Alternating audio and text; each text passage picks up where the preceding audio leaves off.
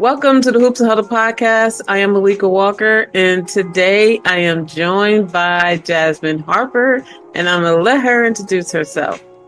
Hey everybody, it's Jasmine Harper here of Winsidr, social media director, executive member, writer, reporter, the list kind of goes on. I'm so excited because I love Jasmine's work that she does in the W, reporting on the Dallas Wings and just her general timeline. So first of all, before we even dive into the WNBA at All-Star break, let's start with the Olympics. Mm-hmm. And I figured we could start with Satu because, of course, for her playing for Germany with her sister. And, how do you feel about her first play being in the Olympics? And does that make you a little, when you watch Satu in the Olympics, do you get a little nervous watching her? Since she... after the Olympics, she'll be back with the Wings. How are you feeling about that at this point? I think Satu's just really trying to get her legs under her right now. She injured herself preparing for this moment and has rehabbing and had surgery to be back in time for it. So I'm not too worried about her because I feel like all along this was her focus. It was just unfortunate that she got injured and had to sit out for most of the Dallas Wings season. Otherwise, I think she would have used that time as like a ramp up for right now. Mm-hmm. But I'm not scared about Satu. I think the next game she'll be a little bit more agile, feel a little bit more in her flow. I think she just needs a bit time back on the court.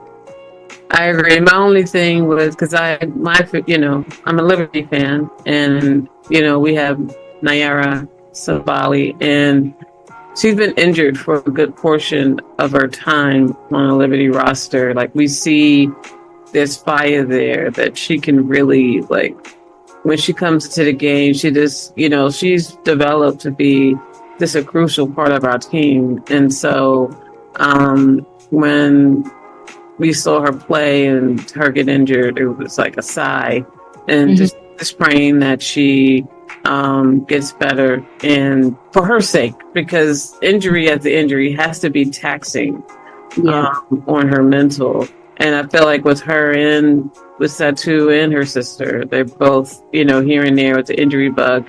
It has to wear down mentally, and just thinking about them as they heal. But as we look at Team USA, and we could start by talking about the All-Star game itself, and how, it was a little while ago, but I really felt the All-Star game. I thought that I really felt it was well done, the way they, from the introductions to the flow of the game. This was an All-Star game that I actually really liked.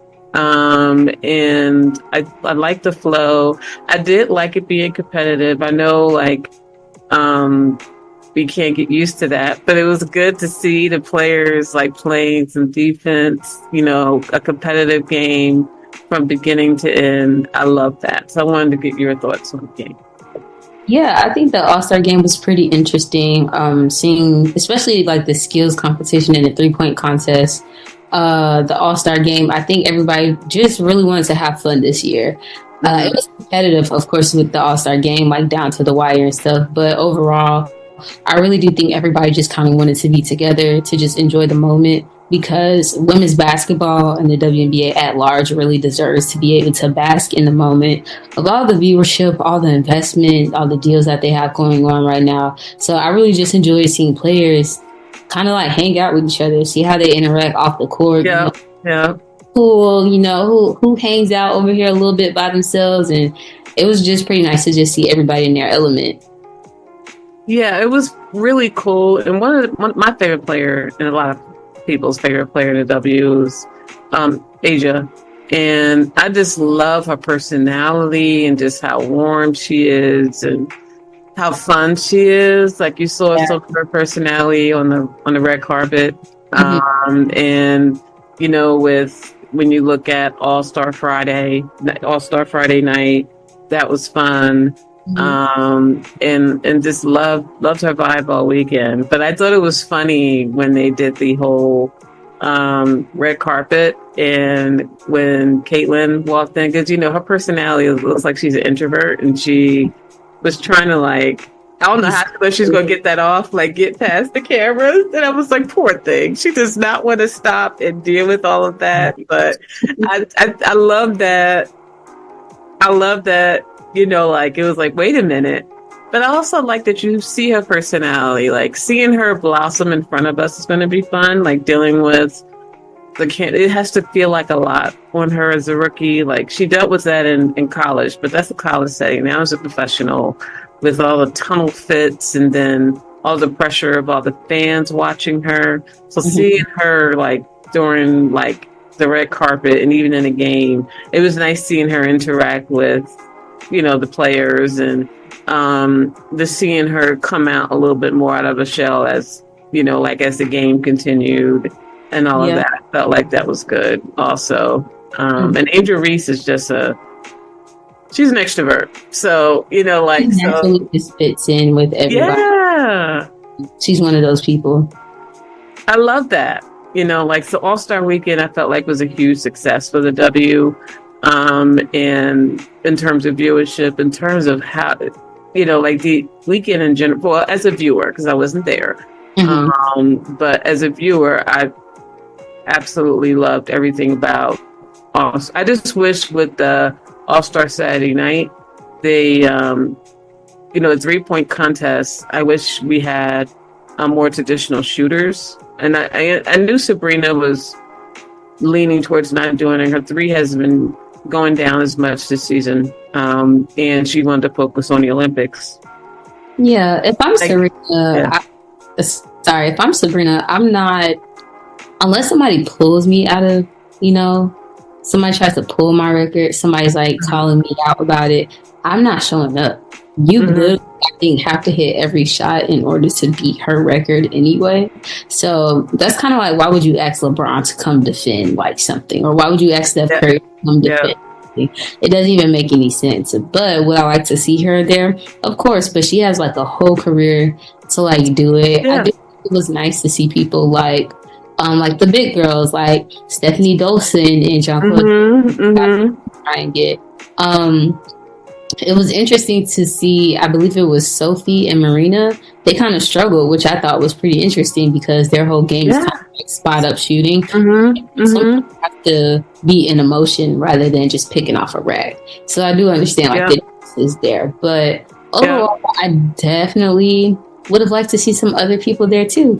Because even like Kayla McBride, I thought she was going to be probably the winner. I just knew she was going to have. I was like, Kayla McBride got this. She got it. Marina may give, but I think she got it. And Alicia Gray, like, I love her. She's one of my favorite players since, I don't care what team she's on. I'm always going to vote for her for All-Star. I always vote for her every year. So it's nice to see her get into actually make the All-Star team these last few years. But I love her. And so seeing her win both I was happy for her because where the money resides. Yep, she got them checks. Hello, thank you. So, I loved the whole weekend. So I loved the flow of the game. And it was funny after the game when they asked Aja, how does she feel about the competition in the game and, playing defense? And she was like, can I be honest? Because this was for a tune-up, but ordinarily, no, I don't want to play no defense. And I think that's what when people think about All-Star Game, even on the men's side, and we wanted to be competitive. As a fan, you want to see that, but as players, they're trying not to. They have to go through the rest of the season. They're trying not to get injured. They're you know what I mean? Like they're going through the flow, but it's not. I don't think it's enough incentive there for them to go like all out, go all out like that. Like the incentives just aren't there for them for that, and it's too much risk. Yeah, it's definitely too much risk unless you're like Enrique and just always have to make a statement. Kind of play in a game. She took the moment for sure, and she deserved the All-Star MVP once again. So I I really love when players do sometimes step out of that. Oh, well, granted, she wasn't really playing defense; she was playing a lot more offense. Mm-hmm. But I like that she stepped out and had some fun with it, put a little competition into there. But I definitely think that preservation is more important than an All-Star game for sure.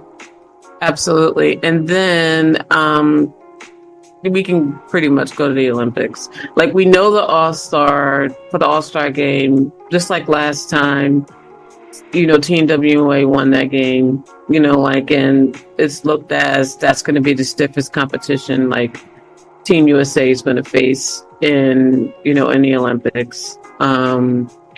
And it wasn't a surprise because it's a tune-up game for the Team USA, and helped them get in that flow. And they were pissed at the end, seeing like Team WNBA celebrating, and you looked at all their faces, and they were not happy. And they went on to now they're in Paris. We're recording this while the Olympics are taking place, and they haven't lost a game. They look really solid on the floor. And it's going to be great seeing them go through the Olympics tournament and seeing them. What are you looking for in these games? And, do you have a thought on the WNBA, like on Team USA in the Olympics, and what you're thinking of the competition they're facing? Because I think people, in some ways, yes, we have a great team, but also they've been getting better too. So I think some competition could be interesting in some of these games. Yeah, I think overall Team USA is a force to be reckoned with, but you do see a few flashes where everybody's still trying to gather their chemistry on the floor together. We're still trying to see which lineups work best and everything like that. I think their first matchup versus Japan was really good for them because Japan basically played full court press the entire game. Yeah, They didn't let Team USA let up at all. They kind of kept their foot on the gas, and Team USA did the same thing back too, though. They won in a dominant fashion. I believe by at least 30. It might have been 40. But at first, like the first few quarters, that's shooting. Like, the first was getting those shots off. It was not pretty at all. But Asia Wilson is that girl. Yeah. On the floor is also that girl. Yeah. Them two together is crazy. Yeah, having them both on the floor at the same time is kind of like a cheat code. And then you also have Chelsea Gray with the court vision. She's going to get a pass anywhere, post, top of the key, it doesn't matter. So I think altogether they have a pretty good team. It's just more so establishing that chemistry because outside of France and maybe Nigeria, I don't really see anybody standing in their way. Me either. Mm-mm. I don't see anyone standing in their way. I'm looking forward to them playing France. I am looking forward to the France game. I don't think anyone's going to stand in their way at all. Like, I think in my head I was over. I thought that we were clearly going to get the gold, but I think I was over it. In some ways, I do think the competition got better overseas, but I do think, we're going to walk away with the gold. It's more like who's going to get the silver and the bronze.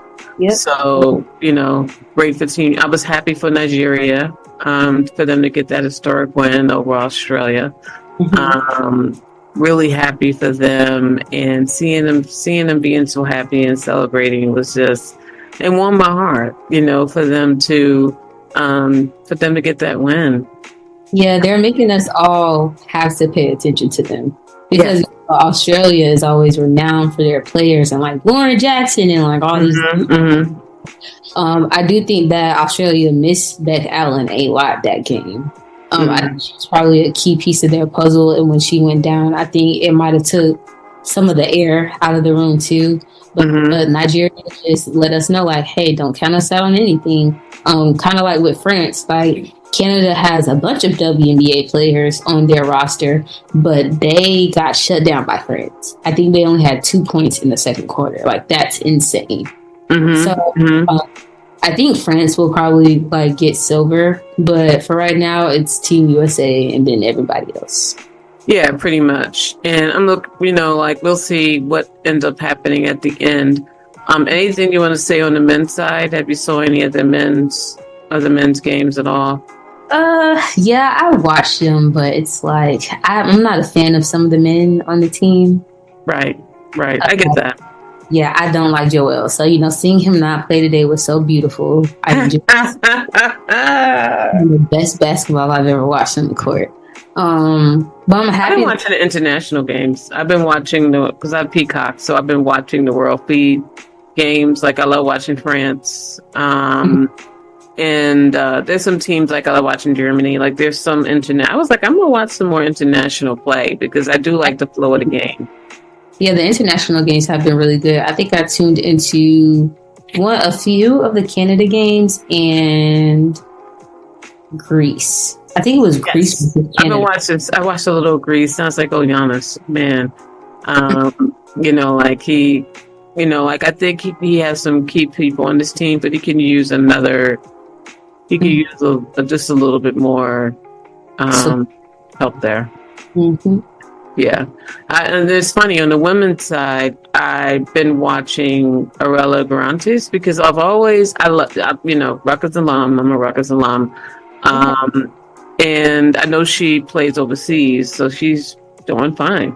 But you don't get to see her in the W, and I watched her game that she had actually this morning, and that was a tough loss for Puerto Rico. I know she's giving her all and they're giving their all, but the other game when she sat, I was like, why is she not in a game? And we never really got an explanation of what happened the first game and why she only played like 5 to 7. She played very, very little minutes the first game. So I didn't understand what happened there because they could have used her and that could have helped them win that game, but it's all good. Like love Arella, and she's giving her all to the Puerto Rican team and thinking about them as they go through the tournament. Now, W at the break. I'm a New York Liberty fan, but I'm very nervous about, like, as people look at our record. Oh, they're 21-4. I still see that there are areas we can work on as a Liberty team. Like, yes, Sabrina has worked on areas of her game, and I think her working on other areas of her game, her three was sacrificed a little bit this season. I think, it'll eventually come back, like as she continues to work through and flow through in her game. But she's improved in other areas so much that I feel like it's made her a better player overall. And she's starting to rely less on that three, and she'll go to the hole. She'll do what she needs to do.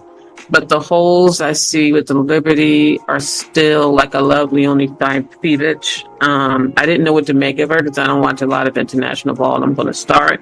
I didn't know she was as good as she is. So it's funny they say she's a rookie because it's her first season, but she ain't no rookie. Oh no, not at all. So, but Stewie's shot is not dependable at the moment. Like she'll have a game where her shot is falling, and then she'll have a game where it isn't. But her defense is inconsistent. Jonquel, sometimes she can get in her feelings, and then that will, that can affect the game and the flow of the game. Benijah's been injured, but she should be.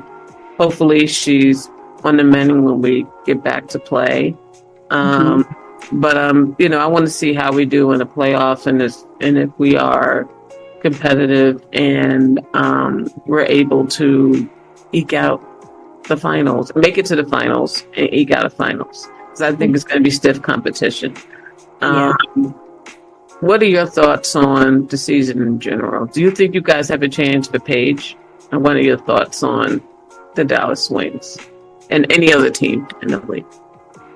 Okay, so just a disclaimer. I am not a Dallas Wings fan. Oh, sorry. You covered a Dallas Wings. I only covered, and it's so funny. Everybody thinks I'm a Dallas Wings fan, that I live in Dallas, that I'm just Dallas. Yep, that's why I was like, is it the right time zone? I am actually a Las Vegas Aces fan. I try not to show, also because I'm a social media manager, I can't show my bias too much online. So, like maybe a game that doesn't end till like 12 or 1 in the morning, you might catch a tweet or two, something like that. But I think New York is fine, especially for them to have the record that they do right now at 21-4. They just came off of a 4-game win streak to end at the break. Yeah, I think they're in a really good spot. And to me, the giants of the league are still the New York Liberty and the Las Vegas Aces. Other teams are going to have to prove and show to me that they're better than them, and nobody has shown it yet. I think with Minnesota, when they get back Nafisa, I think that they can make some noise in the playoffs. So I think that Connecticut, Minnesota, and Seattle are all like a tier under New York and Vegas, mainly because they have a few holes and missing pieces, a few injuries, people coming back. Connecticut just did a trade with Marina Mabrey to get her and everything like that. So I think those 3 teams between Connecticut, Minnesota, and Seattle are very competitive right now, and they could really take New York or Las Vegas to like a 3 or 5 game series. They could take it all the way, and then it just comes down to that one game. So I definitely have my eyes on those 5 teams though: New York, Las Vegas, Connecticut, Minnesota, and Seattle. I know we were going to talk about like the final 4 teams, but those are my 5, because it's kind of hard to. No, we're on the same page with the 5. Yeah, we're on the same page. Yeah, I think the 5 is like pretty easy, and then everybody else who falls into that lower part of the playoffs bracket is where it kind of gets like a little dicey. Overall, I think the first half of the season was actually really good and very competitive.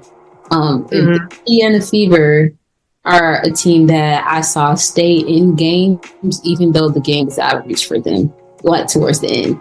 They were the Connecticut Sun, and up until like the last 3 minutes of the game, they were only down by like 1 or 3 points until somebody just, just hits a couple shots and extends the lead. Phoenix is also pretty interesting for me. I have a big question mark for them when the break resumes, especially with them possibly losing Beck Allen also. I see how the team, I see how the team mixes personality-wise, but not necessarily on the floor. Like when Kalia Copper was out here hitting all these threes to start the season, I was shocked. I thought that was Natasha. Seeing Ka take on a new role. Sophie Cunningham is kind of like, shifting in where she stands. Natasha is facilitating the ball well and getting assists out, but we haven't seen as much as her offensive game as we have like previously. So they're also one of the teams that a lot of people expected to be higher up in the seeding, but I think they also just have a lot of question marks when it comes to their team that they need to answer.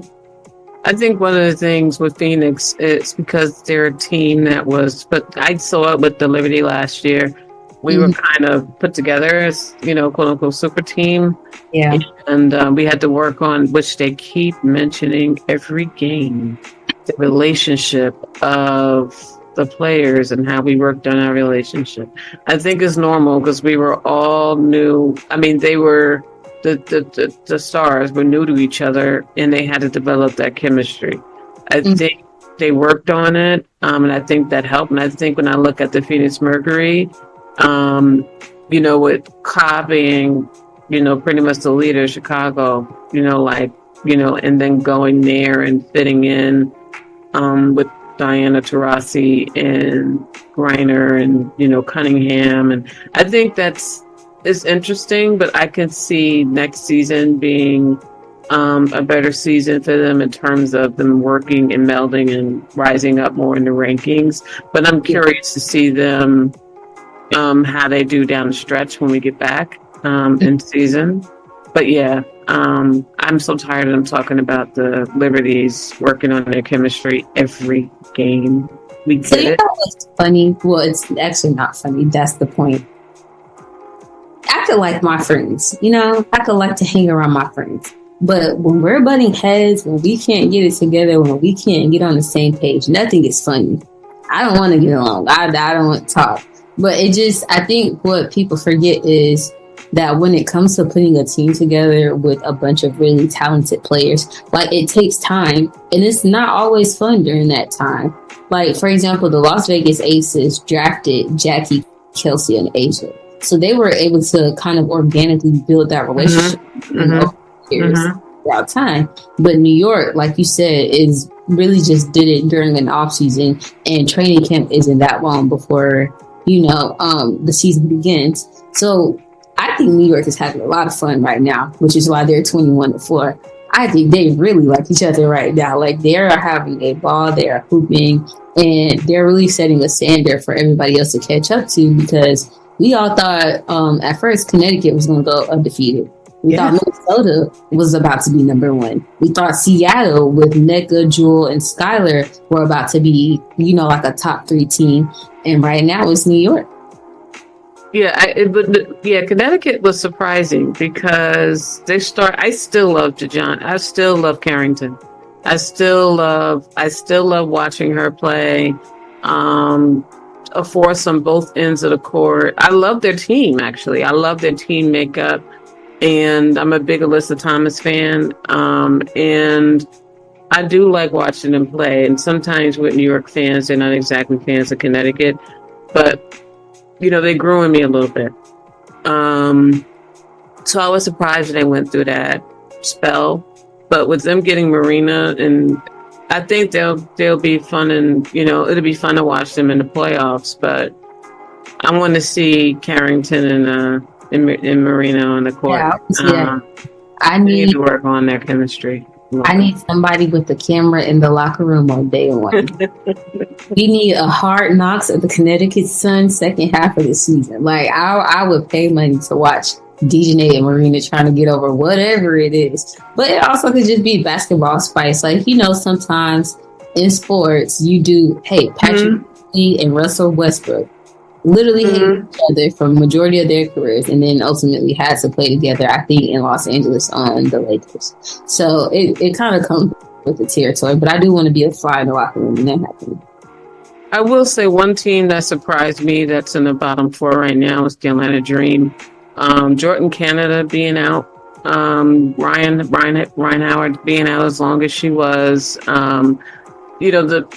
I think that because of the injuries, they weren't able to make headway the way that I thought they would, because I love watching them hoop too, but wasn't expecting to see them in the bottom 4. Again, with set 2 with the Dallas Wings, injuries to the Washington Mystics.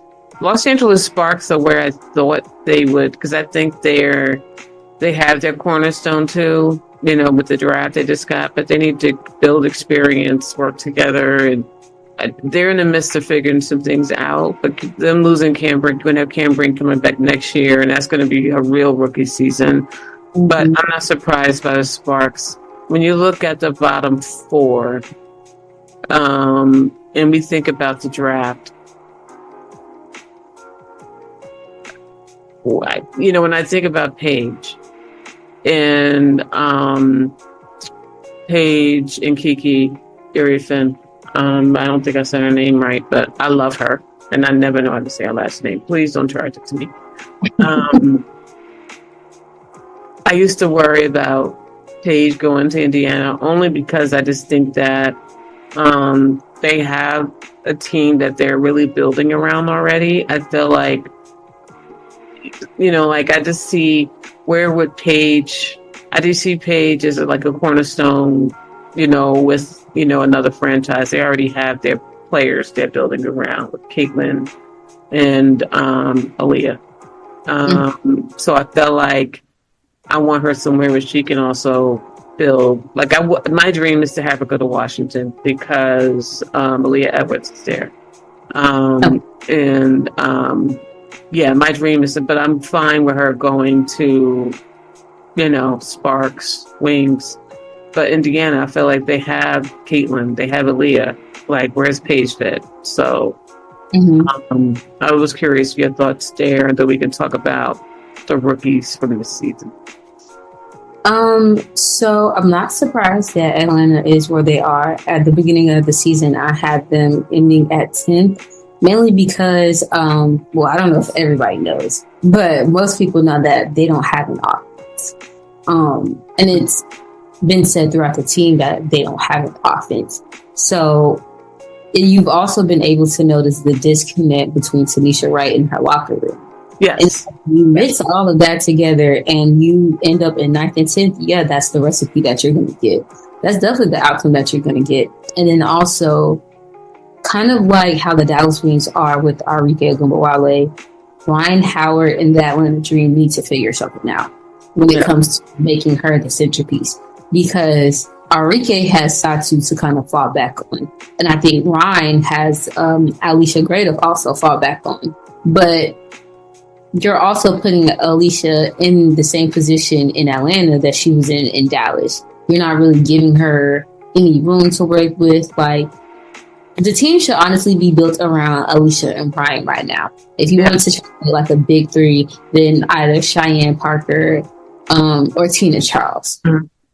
But I don't think that Tanisha... I'm loving Tina Charles this season. I'm loving this season. I love having Tina back in the league. Now, she could have went somewhere else. She could have went to like a Vegas, a New York, somewhere. But I'm not mad at her in Atlanta because I think she's just trying to get back into the league and, you know, if she wants to do this for a couple more years.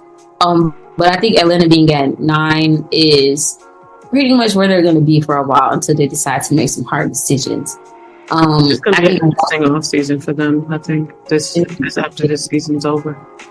Yeah, I think Washington just needs to go ahead and look at the draft. Don't even worry about the rest of this season.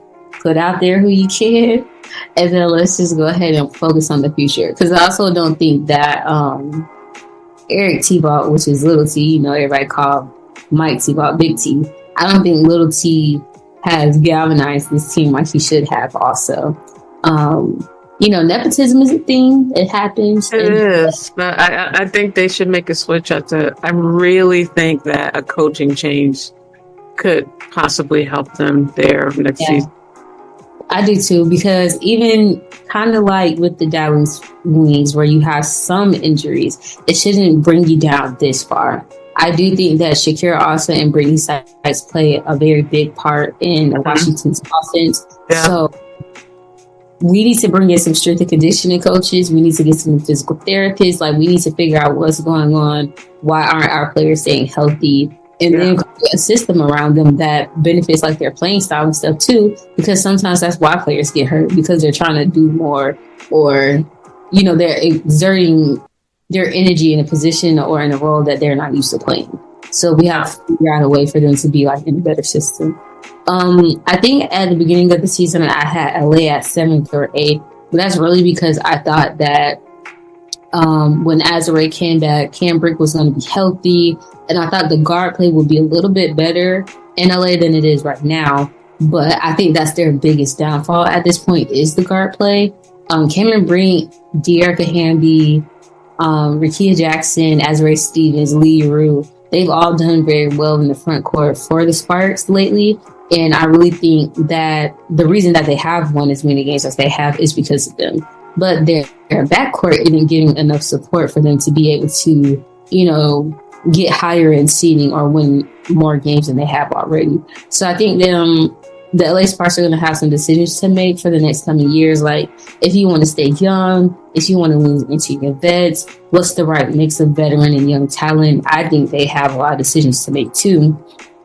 And the Dallas Wings, I don't know what to say about them. It's like, as a professional, as a journalist, there's only so many ways that you can say the same thing over and over. But for them to be 12th right now is absolutely insane. Like, I understand. I know Satu was a big loss, but I wasn't. But yeah, this is. And if we're being honest, Satu has missed other seasons, and y'all have made the playoffs without her. So it's kind of interesting that they're all the way at 12. And I really just think that there's something's off within the locker room, whether it's the playing style or the way that everybody is relating to each other. It's something major, because you have Arike, even Monique Billings came in and she gave you really good as a hardship player. Coming in as a hardship player, she's giving you good minutes. Kalani Brown, who you signed to a 3-year protected deal, you're not even really using her. She's barely scratching 5 to 7 minutes off the bench at that. We don't see sets of Tiara and Kalani together on the floor. The point guard position was a mess. They lost Maddie Segrist, which she was my most approved player. That's heartbroken. Yeah, she was going to be my most approved player candidate, and I was going to let everybody hear it. I wasn't going to shut up about it, but it's okay, because when she comes back, we can pick it right back up. But overall, I just think it's too much chaos in Dallas right now, and they kind of need to figure out what they want to do. Because also, when you have these hardship contract players, Satu is playing right now. So that means she's probably going to be available when she gets back. And if she's not available when she gets back, why isn't she? At this point, and even Jaylen Brown, who we've seen on the sideline, cheering on her team, rooting for them, but hasn't touched the court since, I believe, the first game of the season. So I understand wanting to keep hardship players under contract because you feel like you need them. But Dallas was good because of the team that they were coming in with Satu, with Jaylen Brown, with Maddie Segrist. So I think that they need to, hopefully, when they get Satu back, Jaylen also comes back, and they just stick with their original team. I think getting caught up in the hardship contracts a little too much is what's going to be their downfall. So I really hope head coach Latricia Trammell can just really get her team together and just help them trend in the right direction, because there's no reason why they should be 12th at all. Like, I was so confident that they would be a top 5 team this year, and I look crazy. No, I get it. I get it. I'm looking at the time, and I know I gave you a certain time frame, and I'm like, my goodness, I just love speaking to you, and it looks like we are going to end a little bit. We only have a few more topics, and one of them I have is how do we feel about the rookies this season? I personally love this rookie class. I love this rookie class. Caitlin, my impressions, I did watch her in college. I watch a lot of college ball. I wasn't watching college ball at all like a few years ago. I was one of those people, okay, let me look at them in the tournament, and then at least I have the vibe of them coming into the league. Now I'm watching all season. And Caitlin, I did watch her pretty much lead Iowa, and I did know she was a good passer. And I felt like, okay, coming into the league, if she's pass first, that can really set her apart and really help her team. And she's pretty much, she's a player who looks for the best play on the floor that will help them win. And I think that's the aspect of Kate. I think the passing part in the professional level took people by surprise. Now she has a turnover problem, but as a rookie, I feel like I don't charge that to her as much. I mean, yes, that they are her turnover. There are turnovers. Yeah. But I think those are growing pains in order for her to keep continuing to build, build assists and build camaraderie and build that kind of chemistry with her team too. Like the spots. Because sometimes she would, kind of see a play before it happens a little bit and think they're going to be at a particular spot and they weren't at that spot, and hence the turnover. So I'm liking what I'm seeing from Caitlin. I'm looking forward to seeing her continue to develop in a league. So I wanted to get your thoughts on her. And then Angel Reese, I remember hearing Angel was going to struggle a little bit at first. But the one thing that everyone agreed that could translate first was the rebounding. And boy, has it translated. Angel Reese is a beast on those boards and with those double doubles, and I love her personality. I love what she's doing in the Chicago community. My favorite player coming out was Rickea Jackson. I'm a huge Rickea Jackson fan, and I just think the sky's a limit for her potential moving forward. I love her, love Rickea Jackson. With the right coaches around her, I really love to see what she can do. So I'm curious your thoughts. So I appreciate what Caitlin brings to the WNBA. I appreciate her playing style. She has ushered in a new set of fans, even though, no comment on it. But the viewership has followed her. I don't contribute all of that to her, just some of it, because I think what people fail to forget is last year's matchup between the Las Vegas Aces and New York Liberty was one of the biggest finals matchup that people have ever watched in the WNBA. Yeah. I think that Caitlin Clark, Angel Reese, and other rookies are joining a time in the WNBA where we're beginning to peak. We haven't hit the peak yet, but it's starting. Everybody's starting to see the value. I think they're coming in the league at a pivotal time when our viewership has been going up every year. And now, and one of the things that hasn't translated as well is fans following their favorite players from college to the league. I think with these sets of players, with these rookies, you know, like we're seeing fans follow them to the league. And yes, Caitlin's brought fans to the league. She's brought a large subset of the Iowa fans with her. But I think Angel's also brought LSU, who are in her corner. I think Aaliyah's also brought UConn, who, are in her corner. I think that, Caitlin and Angel, they're definitely the more popular of, and Cam Brink before she went down was another one that was getting a lot of fire. But they brought fans in, and it's not just Caitlin, but she did bring in a large share, and respect her for that. But she's been playing her ass off. Excuse my language, and I respect that. Same with Angel Reese. She's been playing her ass off too.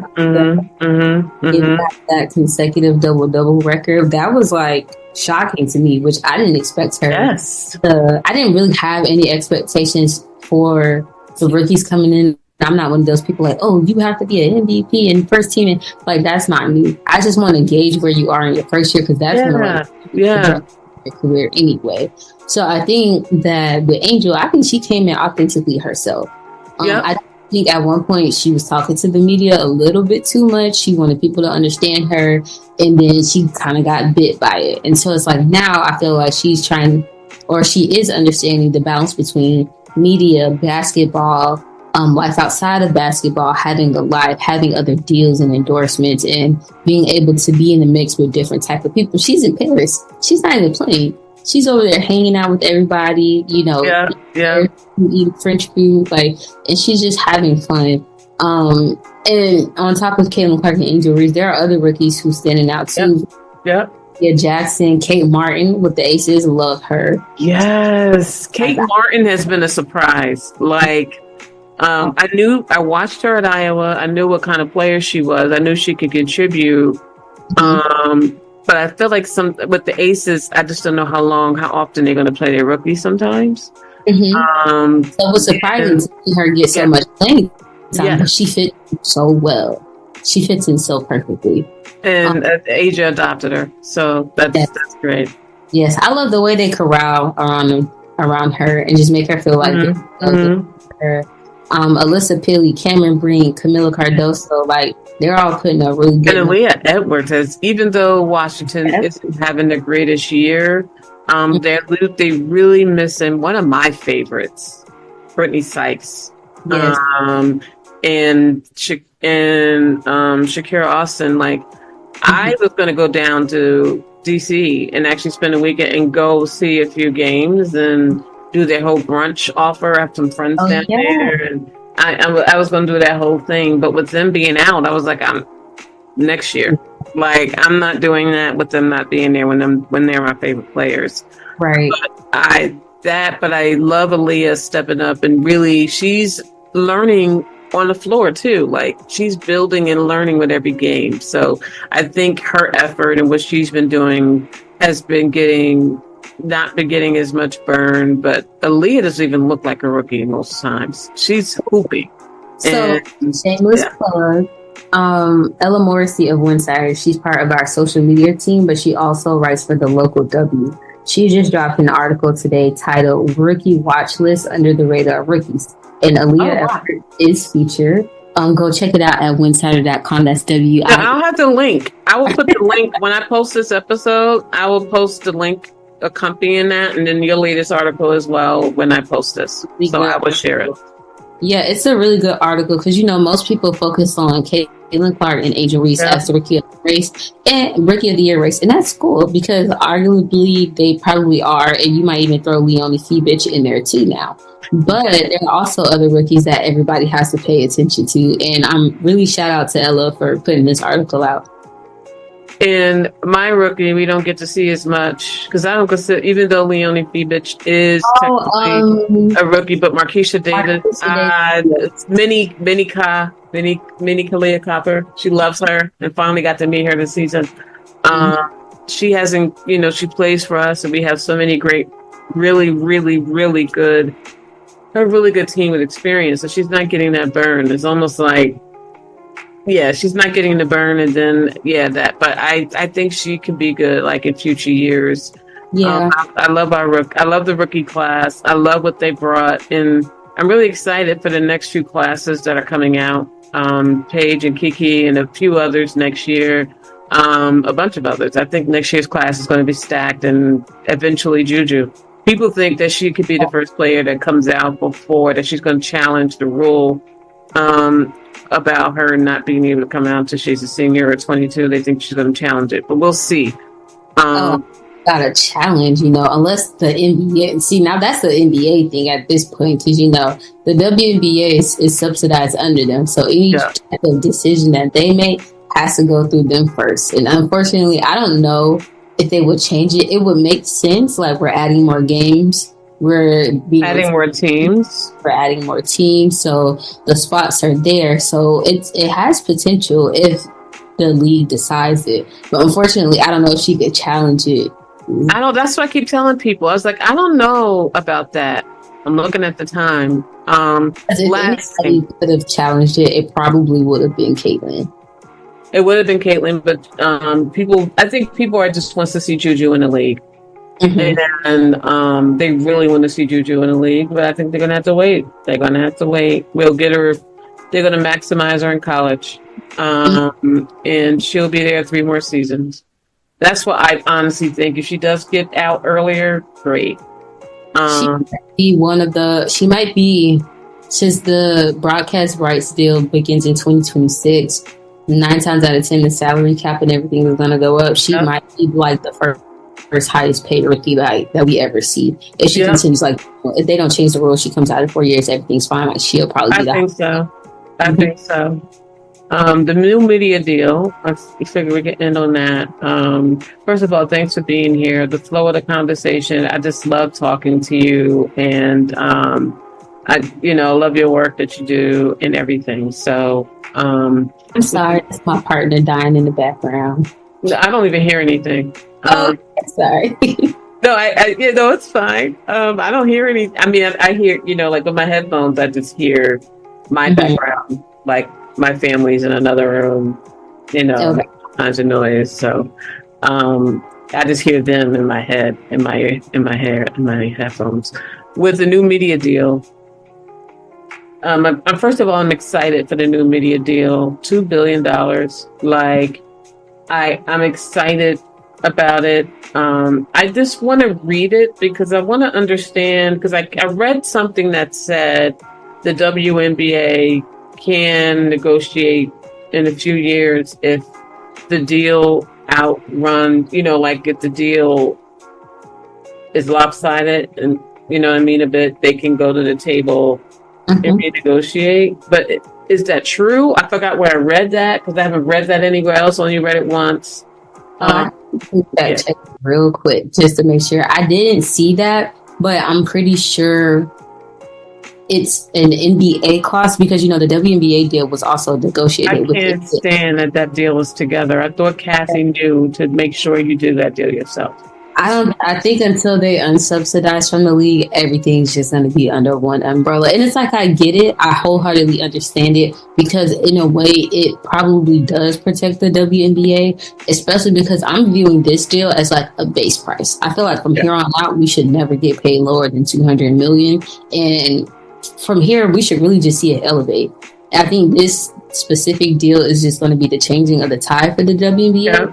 So when it does come time for them to unsubsidize, if they choose to, they have the metrics, they have the money, they have the concrete evidence to back it up. Like, hey, in 2024, we were able to achieve this deal to begin in 2026 over the next 11 years. However, we're coming back to the table after year 5 or 6, and we're seeing, hey, we probably should renegotiate this. And that might even make the NBA go back and renegotiate, their own deal with NBC, Amazon, and Disney. So I do think it's possible. I don't think it's out the realm of possibility for sure. Because I understand the criticism on them being undervalued, and like the I get that part. But I'm excited for it and the potential for it, and really excited about the potential for it. Yay to the W. And I had you for over an hour when my intent was to have you for half of that. So, but we had such an engaging, really cool conversation. I would love to bring you back I would be honored if you were to come back, and talk some more W with us as the season, because we'll be in the second half of the season.